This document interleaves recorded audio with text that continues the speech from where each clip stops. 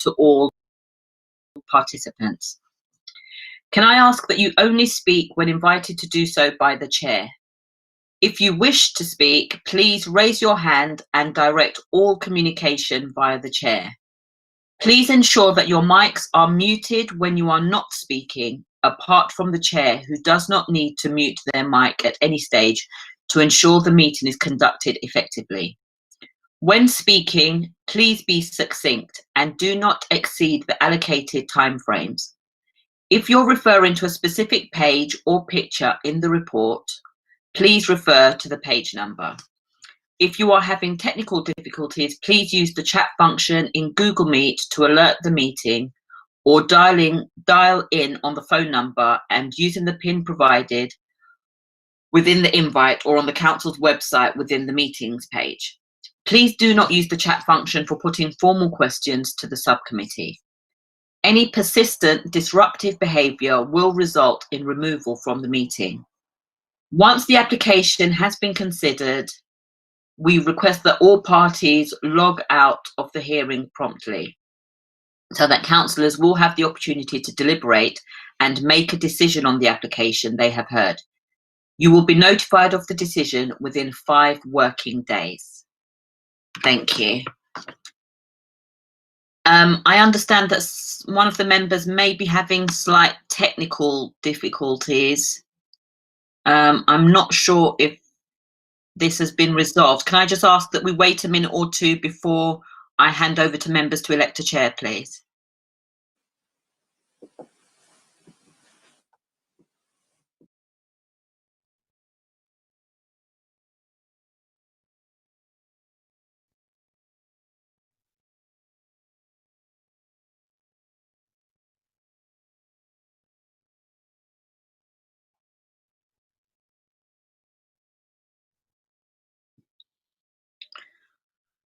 Hi, can all members just confirm that they are ready to proceed and there are no technical difficulties?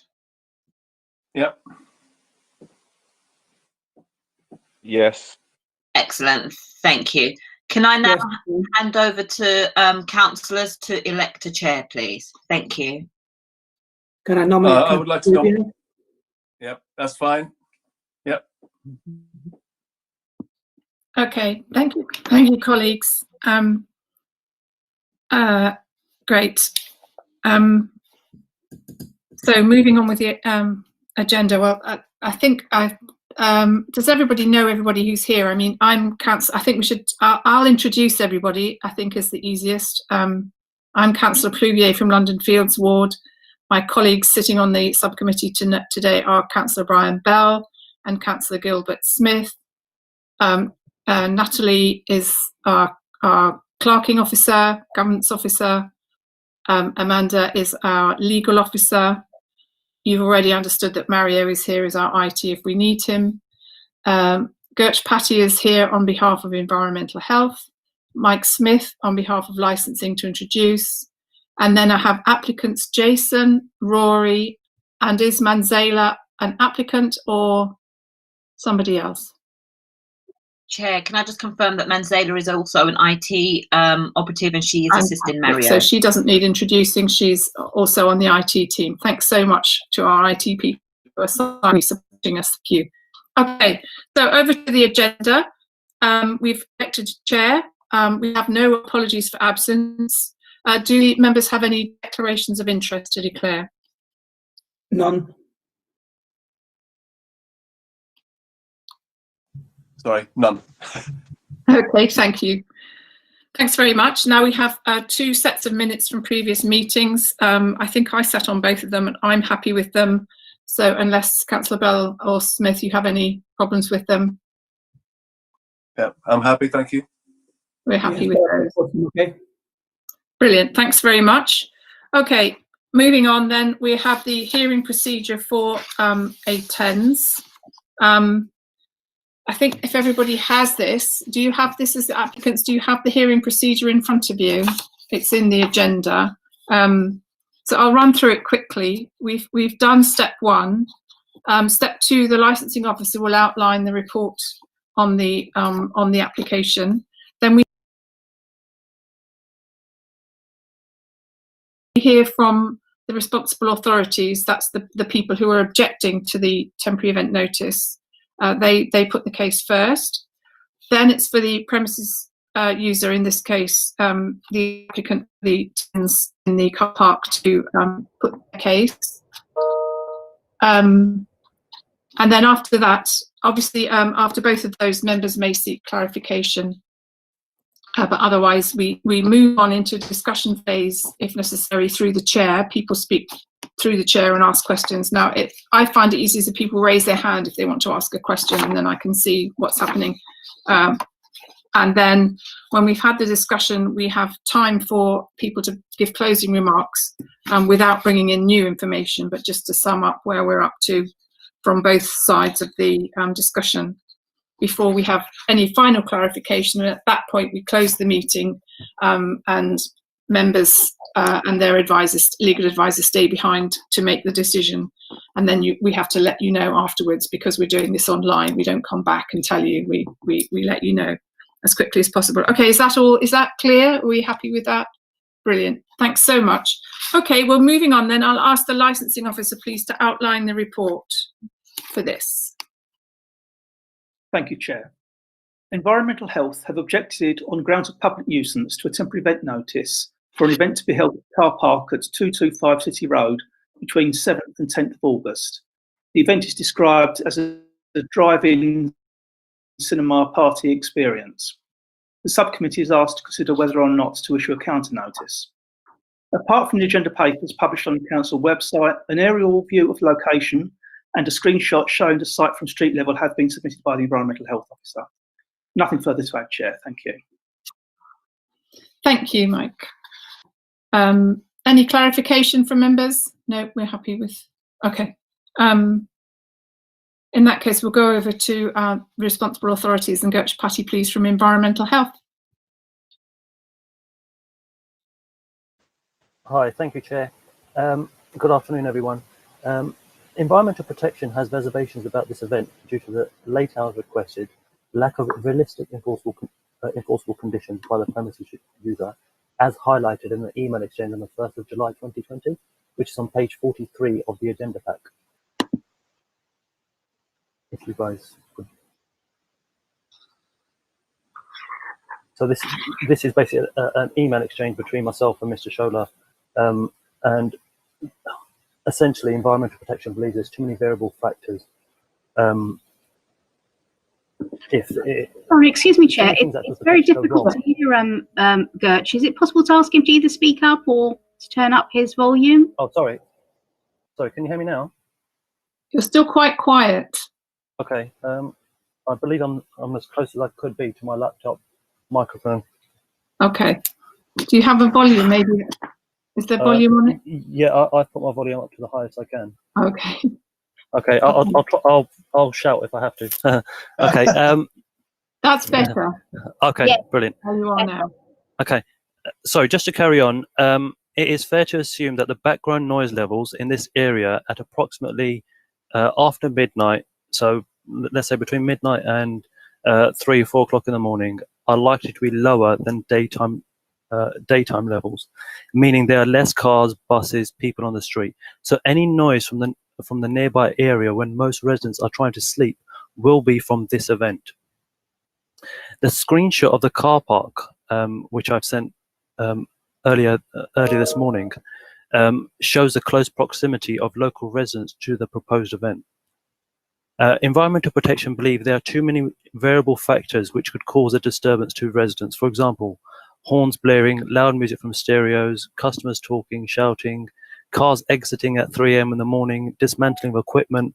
There's also an issue of potential light pollution going through to residents' homes during the screening of the temporary event notice.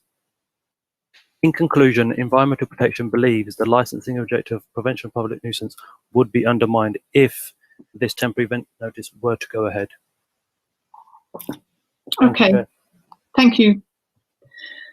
Do we have any questions for clarification from members at this stage? Yes, Councillor Smith.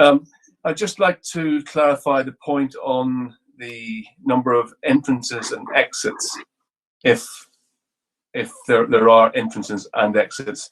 I can only see one on the plan, but I just want to confirm that, please.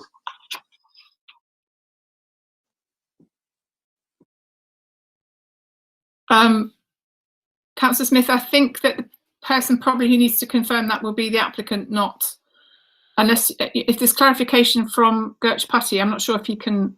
I agree with you, Chair. It's probably best that the applicant highlights where the exact exit and entrance points are. Thank you. Is that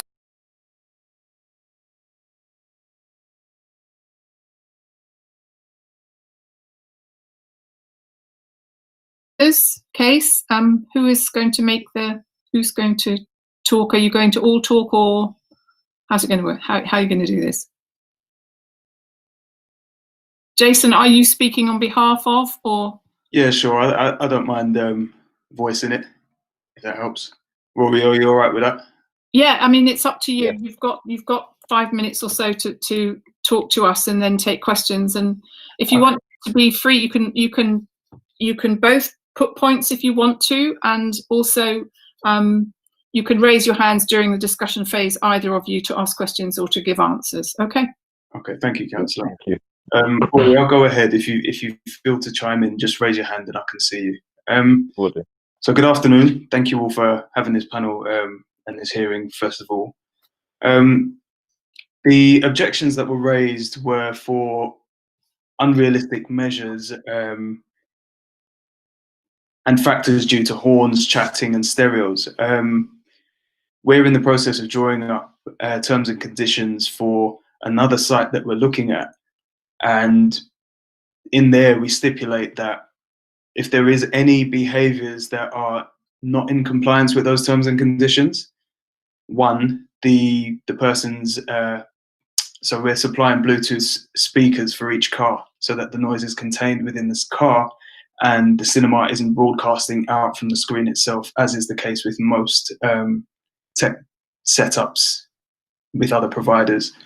So they will have that shut off, and we're using a screen which will cover their windscreen, so it will completely stop their experience if they don't comply with the measures that we set out.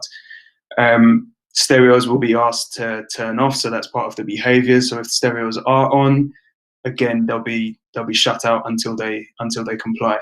Horns, obviously, horns is another behaviour that we're not looking to encourage, and we're looking to say, if that's another behaviour that effectively cancels out your experience.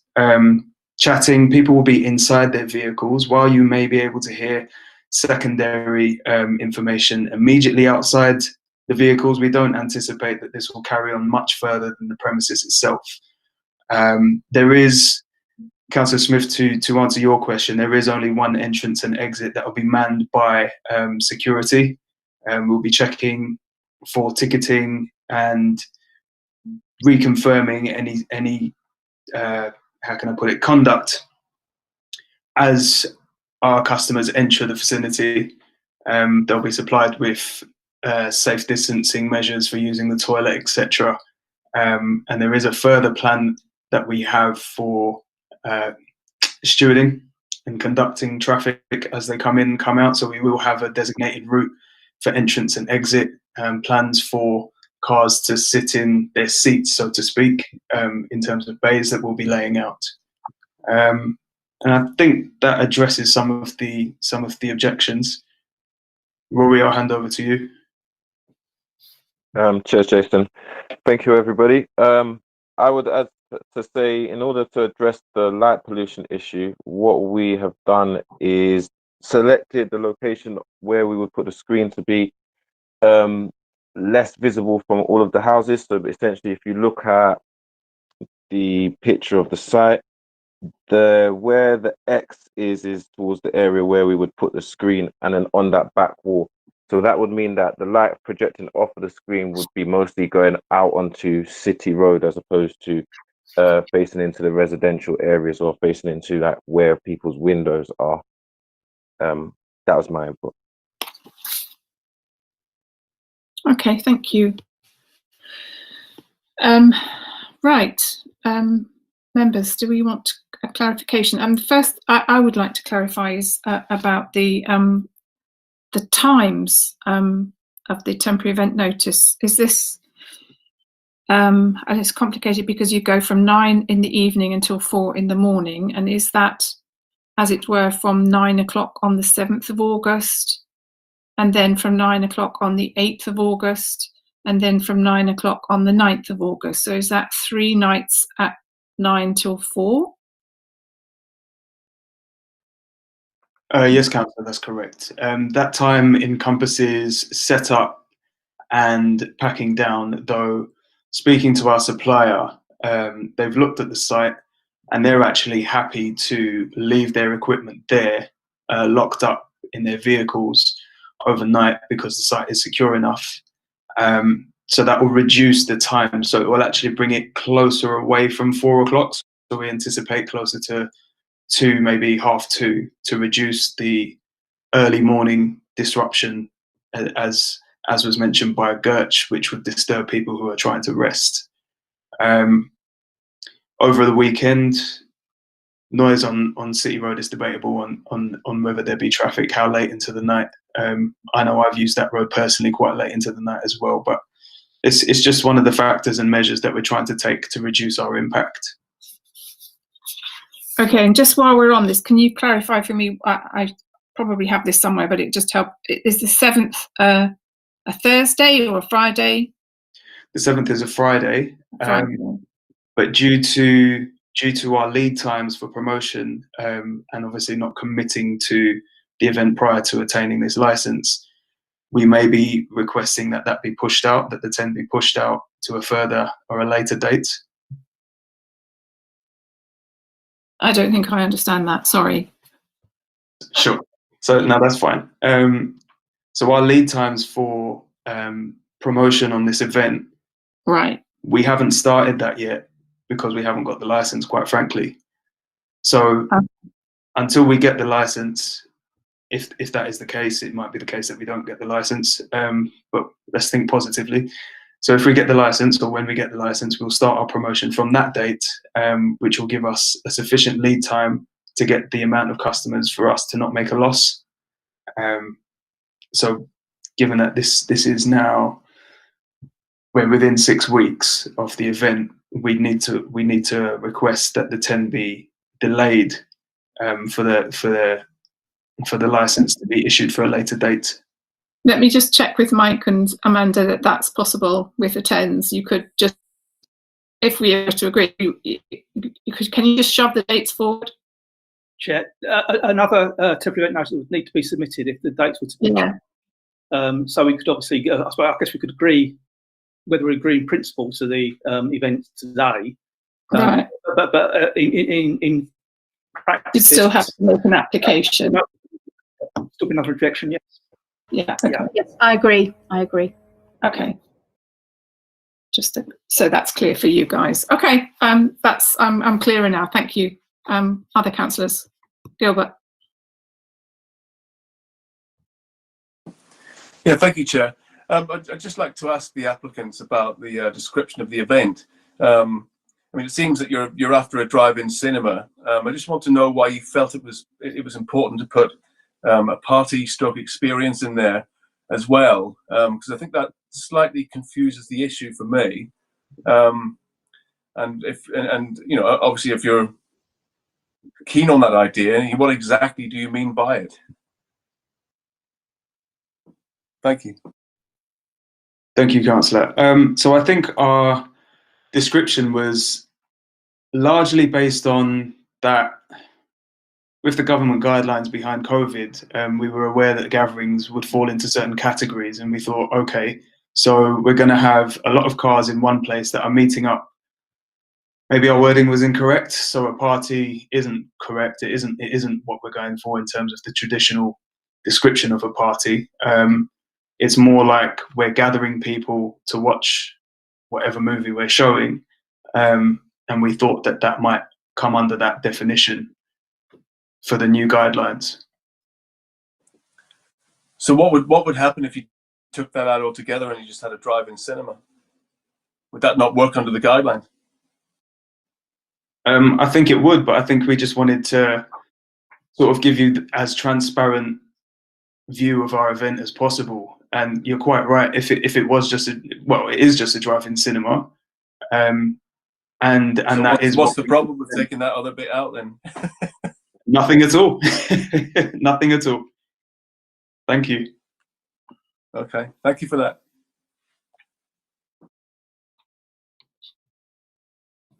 Councillor Bell, Ryan. There's quite a few things, really. The first one is, did the applicant understand the earlier conversation? If you do not want to proceed on these fixed dates, then there's nothing for us to approve.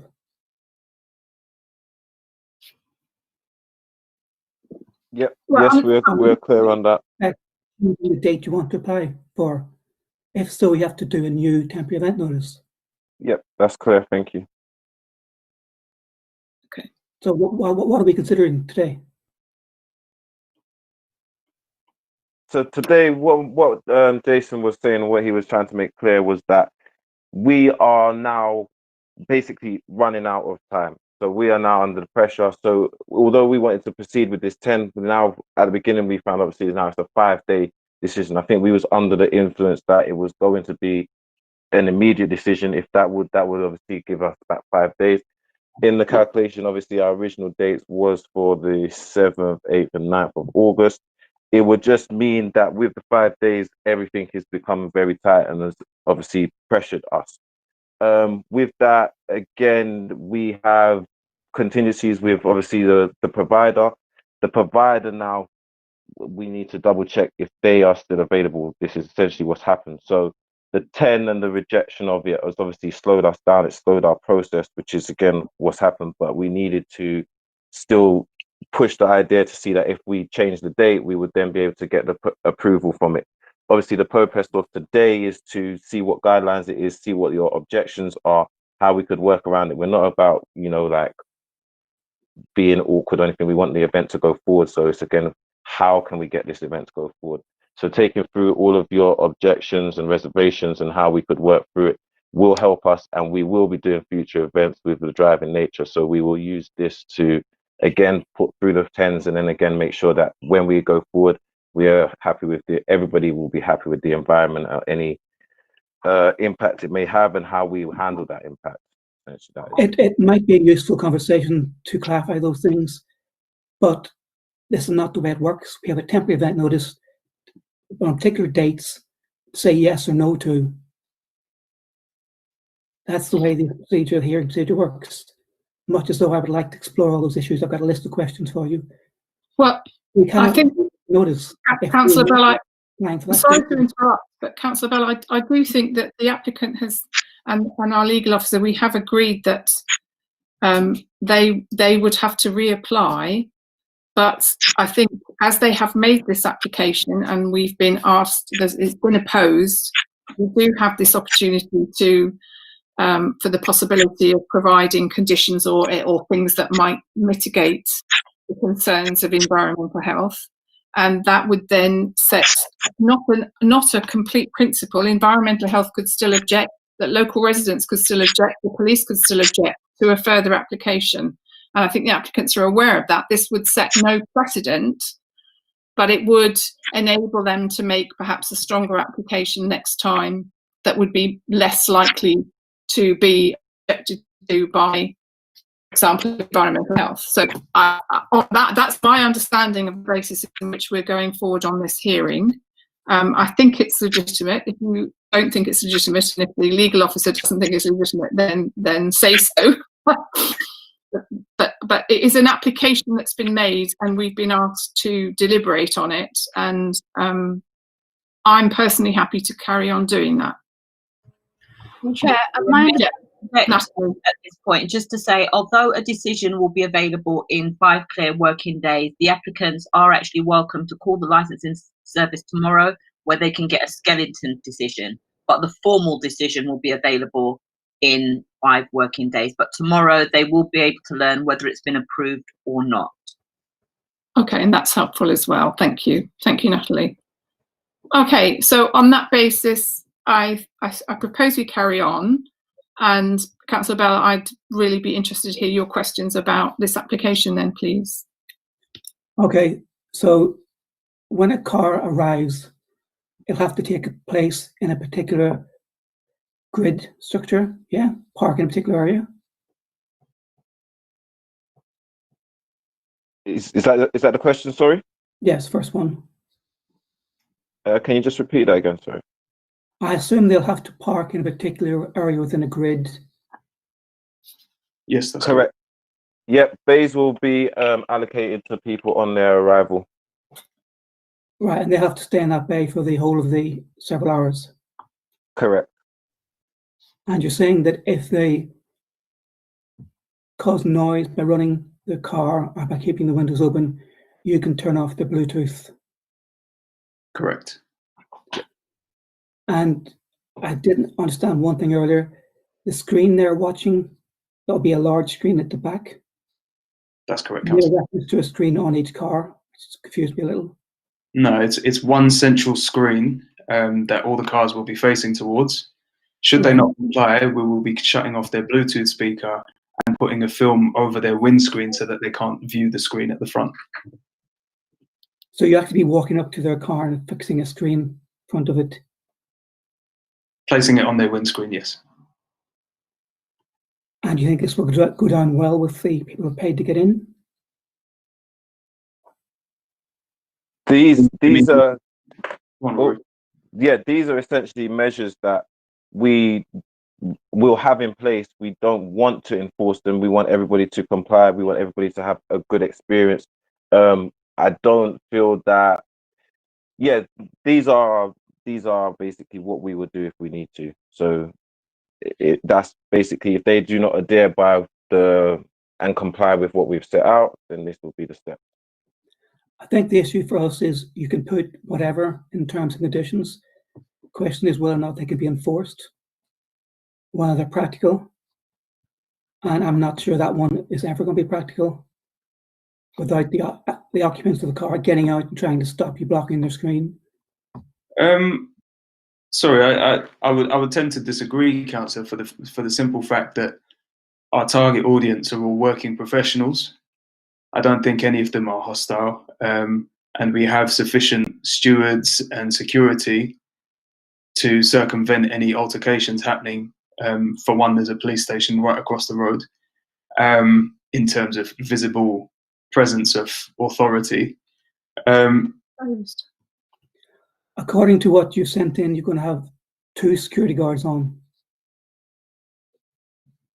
Correct. There's a minimum of 2 security guards, and there's stewards that will be setting in place across the grid to attend the people that come in. So only minimum of 2 real security staff. We can look to increase that. You will need a substantially bigger number if you're going to enforce any of those conditions. Okay, noted. Thank you. Through the chair, Chair, could we check with the applicants whether or not these terms and conditions have been discussed or negotiated at all with licensing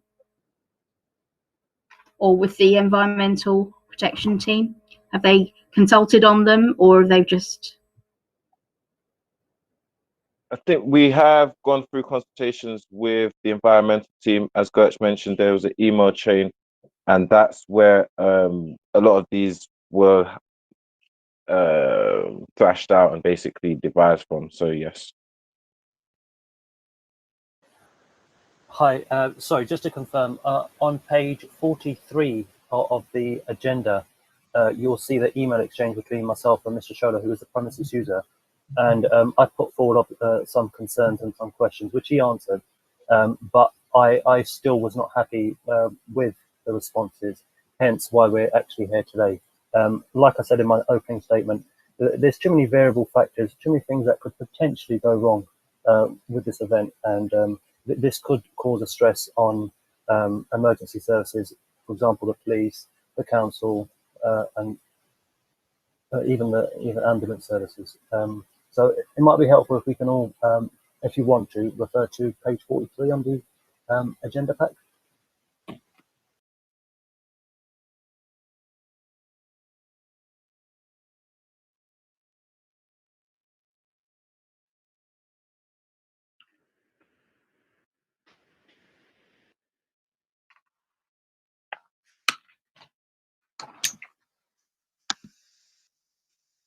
Hi, we seem to have lost the chair.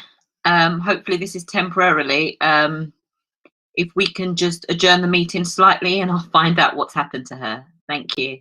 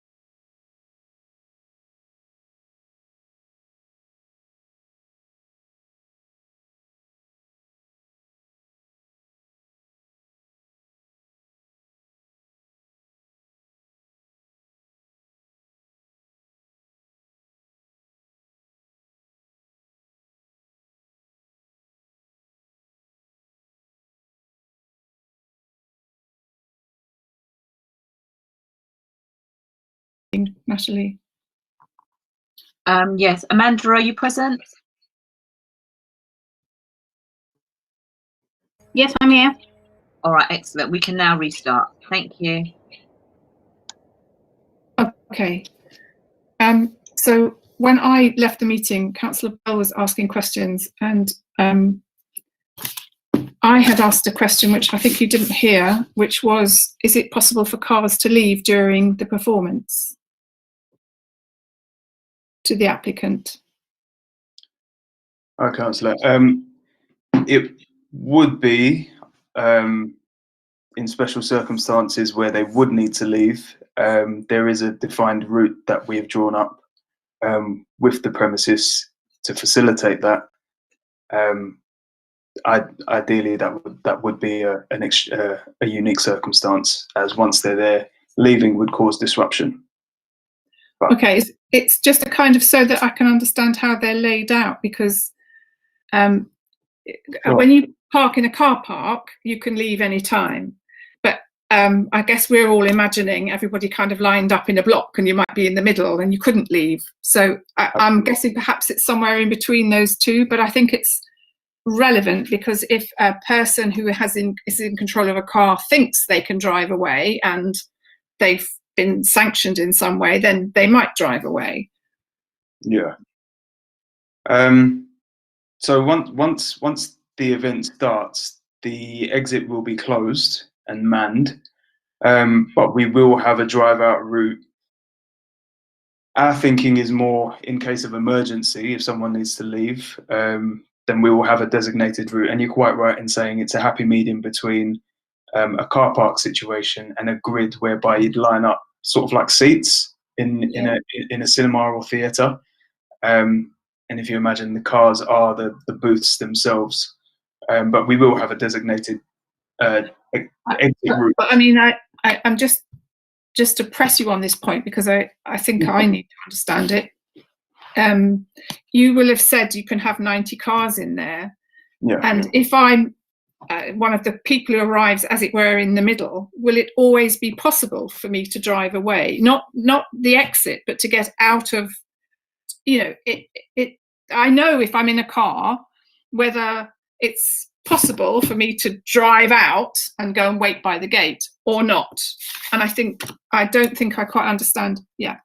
Absolutely, I understand your question. So to add some mental picture into this, in the absence of a drawing, if there was a grid of 9, if you were the person in the middle, you'd have to move other cars out of the way to enable your exit. Correct? Yeah. So you don't want to be the piggy in the middle. So the way we're designing the grid is so that we'd have sections and lanes in between those grids, so to keep them as manageable as possible, so that cars can exit if they need to. Okay, thank you. Okay, I'll go over to Cat Smith now. Yeah, thank you, Chair. Seem to have lost you again a little bit, but yeah, I know that similar events have taken place around the country. Have you looked at any of those events at all, as to how they've done it? I mean, I'm picking up on the point that Councillor Pluvier was making in regards to kind of, exiting the event if you wanted to. I'm also thinking about if an emergency service needed to get in there. For example, worst case scenario, somebody has a heart attack right in the middle of the block or whatever. How do the services get in? That's a kind of a big issue for me. What kind of films are you going to be showing? Just to clarify, the end date of the actual function itself, I think you mentioned around 2 o'clock or something would be the end date, and then there's a sort of tidying up period between 2 and 4. Just clarification on that point, please. And then just talk about your late night refreshment. What you're thinking of offering, and is it popcorn, or what are you thinking of doing there? So there's about 3 or 4 questions there. Thank you, Chair. Thank you, Councillor. Rory, are you happy for me to address this, or would you like to chime in? Yeah, I've got answers as well, but yeah, take ahead and then I'll chime in. Okay. So, Councillor, our plans at the moment are developing with the premises owner. one of the mitigations is to have even number grids, so that way there is effectively no one in the middle, so to speak, and people can be reached by emergency services or exit themselves. The even number structure helps that somewhat. It is obviously one thing that we are mindful of in terms of an emergency. That was the first question. I think the second question is I've performed at similar cinema, outdoor cinema events, drive-in cinemas as part of my band. So we've witnessed how other events across the country structure this and operate it. Our supplier has been running for 5 years. So the supplier who owns the cinema setup, they've been running for 5 years, and they're an active partner in us in helping develop the flow of the day. So any safety plans, they've actually sent us a document to help us factor things in that way. And the third question, I hope that addresses the second question. And the third question was, what sort of snacks will we be serving? So in terms of our company, Proper Good Events, the vendors that we look to work with for food and drink are largely more vegan orientated. So on the health side of things, we don't promote unhealthy lifestyle or habits. Our inclination is definitely more towards plant-based and natural sort of what would you call it? Condiments. I don't know. Yeah, that's our inclination. So those are the vendors we know. For example, one of them is a vegan Turkish food stall that has operated at various vegan festivals and things like that. So yeah. Yeah, the reason why that question is important is to do with waste management of the event itself. I mean, if you're just doing popcorn, then that's easy to deal with, really. If you're going to be providing lots of other stuff, drinks, and maybe sort of, I don't know, Turkish plant-based food or whatever, just to get a handle on what's going on there, really. And then, what kind of films are you going to be showing? Yes. What's the curation like? Yeah, so the nature of the films that we're showing is more family orientated or humor orientated. To do with things that have happened over the summer as well, just to bring it back to the importance of family and love. We try and promote love in all our events, in the sense of community and how can I put it, harmony, so to speak. Not to sound too lovey-dovey or away with the fairies, but that is the ethos behind our mission as Proper Good Events. Rory? Also, to add in, we have a partner who works with the independent film industry. So in terms of using that, we was aiming to put on some trailers that was going to allow up and coming directors, movie producers to showcase some of their work as well. So it wasn't always just about mainstream ones, but also kind of giving a platform so that other people can showcase what they're working with as well.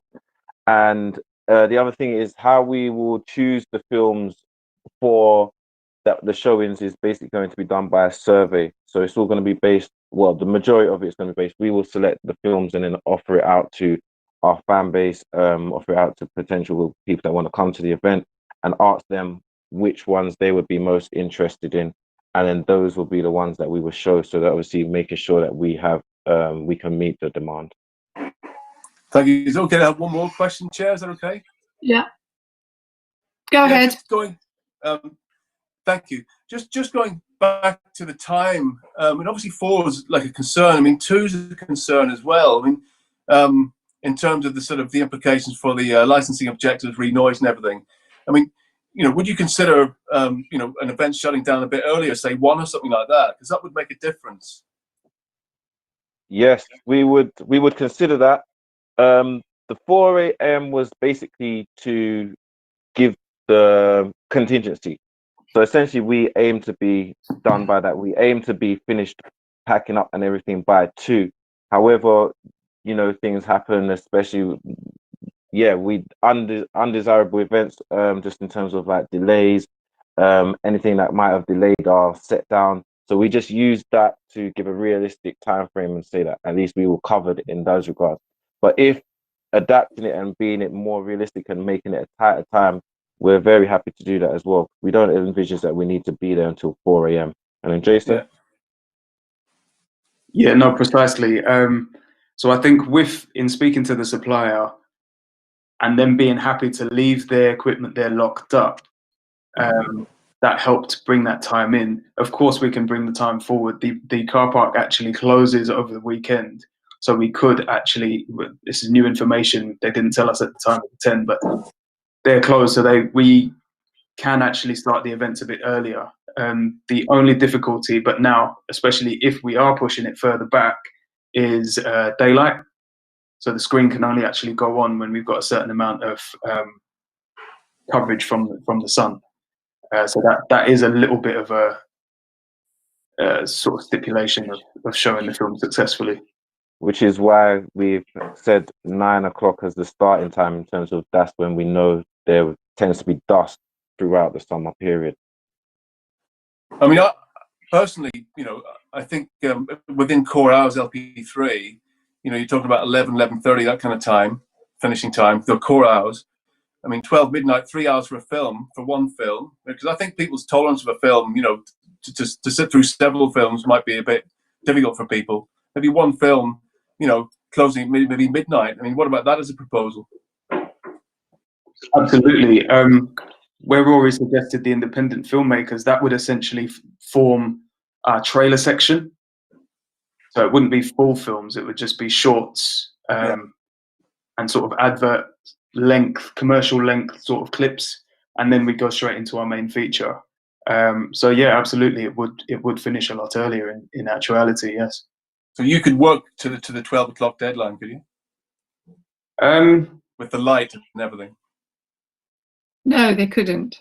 No, we would definitely spill over 12, I reckon, because if we can start showing from 9, we'd probably allow about half an hour worth of trailers, and I wouldn't want to commit to before 12, and then it goes over, and I'm here. Just to get an idea. Yeah, no, absolutely. But I wouldn't want to commit to something and then we go over by half an hour or so, and it wouldn't be honest of myself to commit to it. Yeah, no, that's good. It's good to know what the ballpark is. Thank you for that. Thank you. Thank you, Chair. Okay. I had some questions as well. Yeah, how many food vendors are you going to have? Our plan is for 2. Okay. So one sweet, one savoury, so to speak. And that would be stalls? So they actually have their own vans. So they'll pull up into the designated space and set up away from the other cars. Okay, so then people would just get out and go and buy what they want and take it back? No, so Councillor, the way we're operating it is we will have an order function on our website. Okay. And the stewards will actually double up as taking the food from the vendors to the cars, which will be marked out in the bays and the grid, so they'll know who to take the order to minimise any activity on the site. Okay, so the only reason for people to get in or out of their cars would be to go to the loo? Absolutely. Ideally. Yeah. But in reality, I mean, if it's warm, that's just not going to happen, is it? I mean, if it's raining and cold, I can see that happening, but if it's warm, there's no way you want to have to control 90 cars worth of people. Yeah. I just wondered how I mean, it's very difficult to predict what the weather will be like. But as far as I understand, that the weather would make a dramatic difference to how manageable or not this is 3 nights or 4 nights. I'm still not absolutely, because it's so complicated, but it's presumably Friday, Saturday, and Sunday nights. So it's it's really hard for you to predict how to manage that. No, absolutely. I think Rory wants to chime in here. Yeah, I would say, thank you, Councillor. It's basically, the idea would be that doing them in the evening, we are still in the UK, the temperature tends to drop. So regardless, even on our hottest days, our temperature in the evening is still a little bit cooler than our daytime temperature. With that being said, we don't envision that it would be a heat wave and that people would be, like really uncomfortable to be able to sit in their vehicle. We expect that the evening will be cooler, and again, with a breeze, it tends to be manageable. So that would be our contingency for that. And you're right, we cannot predict the weather, and this is the UK as well. So even trying to ask for nice weather is a big ask. So. Okay. I mean, it is difficult. And obviously, if Friday was hot and everybody got out of their cars, then it would be likely that Saturday would be the same, and then Sunday would be, it's difficult. But anyway, okay, so we know what we're dealing with. Anybody else? Have we got more questions that we need to clarify, or are we clear? Councillor Bell, Brian. Councillor Smith asked about which movies you might show, and there was never a clear answer on that. You must have a list in your head of kind of things you're intending to do. Absolutely. Top of the list is Anton Fisher. We have other stories on there. I haven't got them to hand actually, but we have other films that we were planning. Rory, do you remember any of the films that we're planning to show?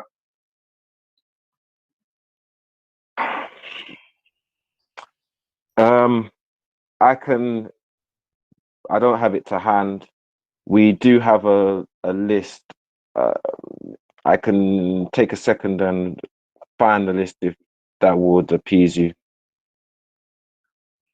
Well, if you're planning to organise this event, sure you know in your head which ones you might put on. Yes, correct you are. We have a list of 100 film titles.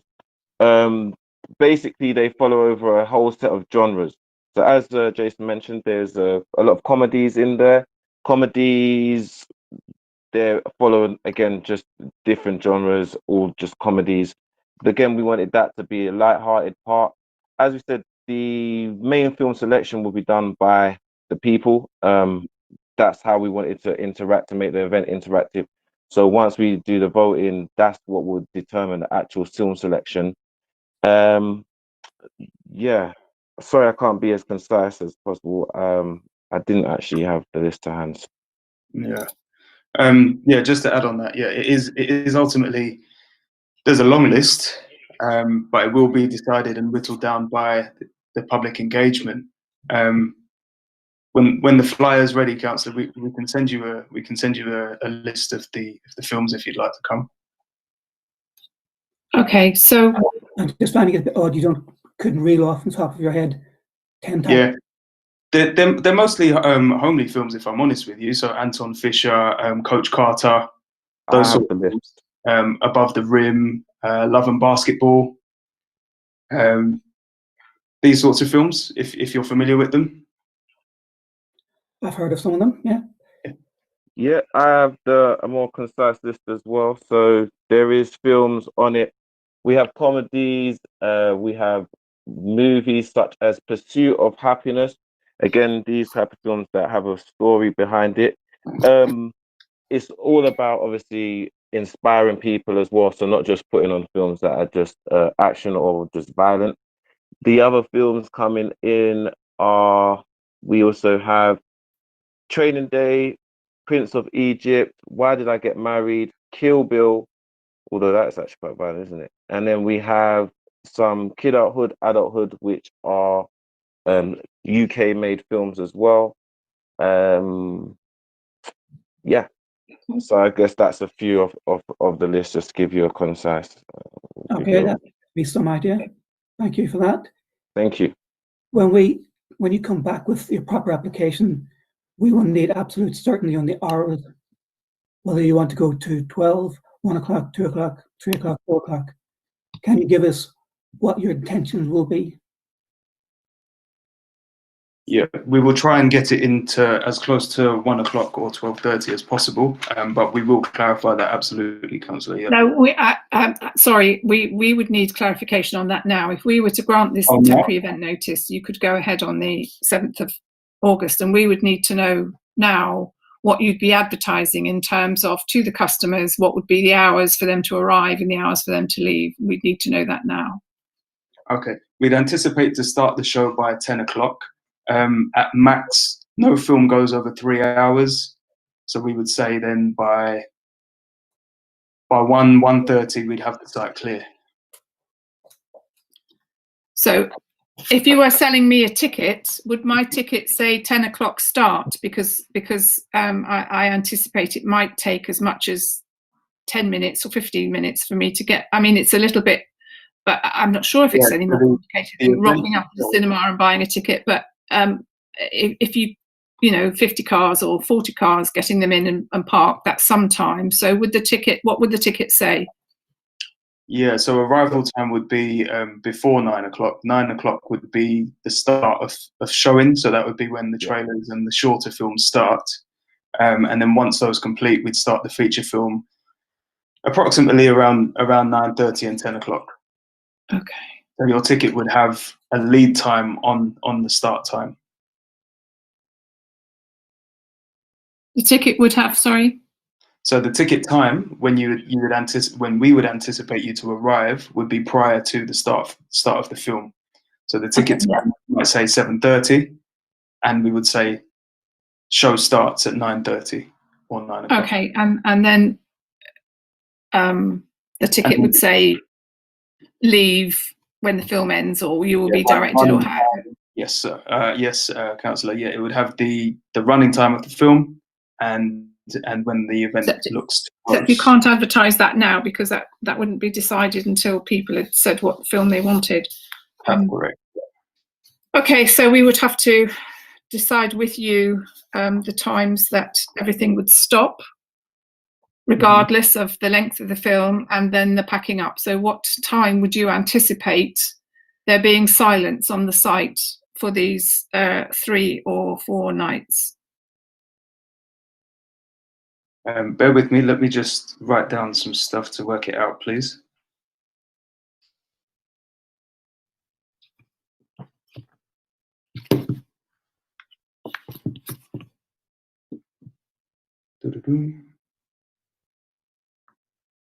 I would chime in to say that I believe we can definitely get the site cleared by 1. That just means that we would have to push if everybody, I guess, depending on the lighting, if we can start perhaps an hour earlier, allow people to get in from 8, do our first showing or trailers for 9, and then do the feature from 9:30. So I think it is possible for us to clear the site earlier, which I think seems to be a major concern. To agree with Rory, I'd extend it to 1:30 just for contingency, and people, obviously driving can sometimes take a little time. So I'd extend it to 1:30 just to be on the safe side, hoping that's satisfactory. Okay, so that's clear. Sorry. Councillor Bell. Do you definitely want to go ahead on the 7th, 8th, and 9th of August?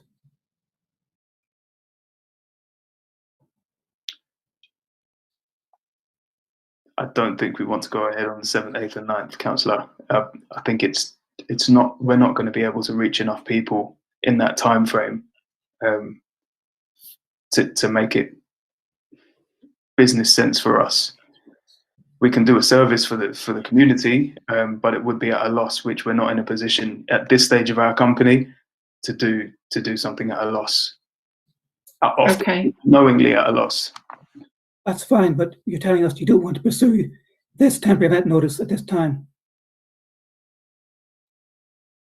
Ultimately, yeah. Unless, yeah. Well, I would say that we still have our provider is obviously an independent provider, but we can also still do a independent films and do a set of those. And that's something that it's not our true plan, but that was one of our contingencies in terms of if we, again, delays on the 10 as we're experiencing. So yeah. Okay.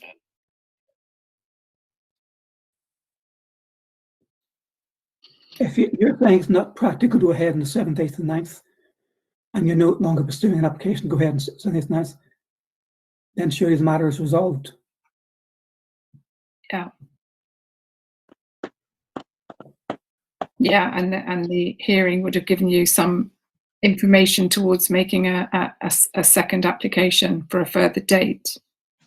Absolutely. We're That's grateful for kind of that. it. But to the applicant, if you're not going ahead on this date, this application was advertised and people could comment upon it based on these dates. You will now need to make a new application for any different dates. And you've got some indication of the issues that will arise.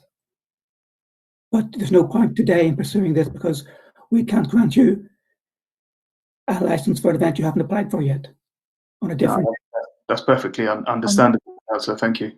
The only thing is that I believe, and I need to bring in the legal officer here, that if we don't issue a counter notice, then in fact the temporary event notice would stand. Yes, I mean, the two options are either you grant the temporary event notice or you don't. But although they're not proceeding are you not going to proceed at all with the event now? Is that what you're saying? That wasn't clearly enough my understanding. I think this committee should either grant or issue a counter notice. Yes, those were the options on the yes, those were the options available to members, only to either grant or not grant. Because and it isn't like a licensing hearing. It's the application for a temporary event notice goes through unless we issue a counter notice. Yes, agreed. Yes, that's correct. Yes. So it isn't in our it isn't in our remit to grant. It is only for us to either issue a counter notice or not to issue a counter notice. I think that they can withdraw the application. Mike, would you agree that they could withdraw the application and that would then? Yes, if they had to formally withdraw the application, then that's yes. But if they're not proceeding, they could withdraw it, and therefore we then don't have to make a formal decision because they've withdrawn the application themselves if they're not proceeding. Okay. I just wanted to ask quickly about alcohol because I know you're not applying for alcohol, but it's kind of normal in this country to have a drink when you go out in the evening. And I just wondered how you would handle that, because obviously if I was going out to the cinema and I was having a night out in Shoreditch, I might fill my boot up with sufficient gin and tonics to see me through a couple of hours on a rainy night or whatever. Is that the expectation? Well, I don't think we have got to that part yet in terms of applying for the alcohol license. If we were considering it, one of our partners is licensed to distribute it. If we were to, I think our approach to again keep.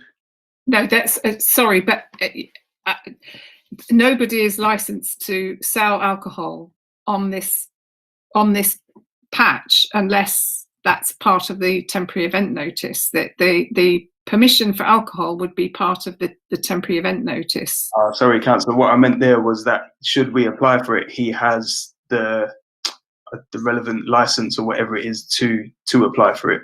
Sure. So he has a personal license. Yeah. So you have somebody who's okay. But for this event, we didn't. Question. This event, we were not going to be selling alcohol at this event. That's why it's not. That's why it's not on the 10. In terms of if people are sneaking in, are we enforcing a no alcohol policy? I don't believe that we're enforcing a no alcohol policy. Okay. Well, I'm just saying that another issue is that customarily people go to Shoreditch in order to party. There are quite a lot of alcohol selling premises around, and it wouldn't be beyond the realms of possibility for people to simply cross the road to the pub and get a takeout, especially as more and more of those premises are doing that. So it's another thing to consider in your application as to how you deal with that. So now I must ask the applicants, do you wish to withdraw now for this temporary event notice for the 7th, 8th, 9th of August? or do you want the committee to finish hearing and make a decision? Councillor, I'm going to ask at this moment that I use my third lifeline and call a friend. Yeah, I'm sure who absolutely. is in contact with Gertz. Yeah, I mean that's the two choices at the moment. We're giving you a choice to withdraw, but if you want us to go on, we will go on. Thank you, Councillor. So it's A or B. Oh, give me 2 seconds and Okay. Shall I suggest that we have a quick adjournment during this time to allow the applicant an opportunity to do so? Yeah. Thanks, Natalie. Thank you. Thank you, Natalie.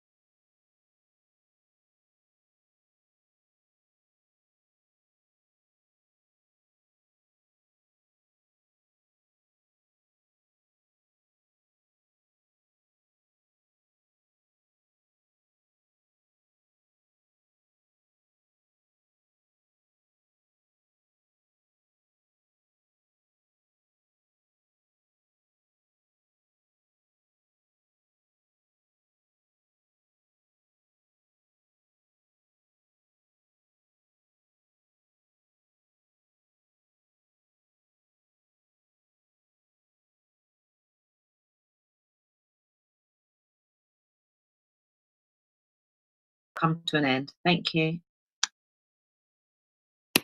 Okay. In that case, applicant, how are we doing? Oops. Councillor, Jason. Yeah. hi, Councillor, thank you. So I think at this time we're going to withdraw our application and take on board some of the comments and some of the comments that we've received today. Okay. And in time resubmit. Okay. That's probably sensible. I think with the time pressures and everything else, and hopefully, if you want to get your ducks more in a row for next time. Okay. Thank you very much. Okay. in that case, I will, I think, draw the meeting to a close, and we will. I think that's. We just close the meeting. Is that correct, legal officer? Yes, that's correct. Yes, that's correct. Thank you, Chair. Okay. Incorrectly. So, Mike, you've noted that this application has been withdrawn. Gertch, Patty, you've noted also that the application is withdrawn and no longer stands. So we're not issuing a counter notice because of the applicant having withdrawn. Yes, okay. Thank you. Thank you very much. Yeah. Thank you all. Yeah, is that Thank okay? You. Thank you. Thank you all very much for your time. Thank you. Cheers. Bye-bye. Yes. Yeah. Bye-bye. Goodbye. Bye-bye. Bye. Yeah.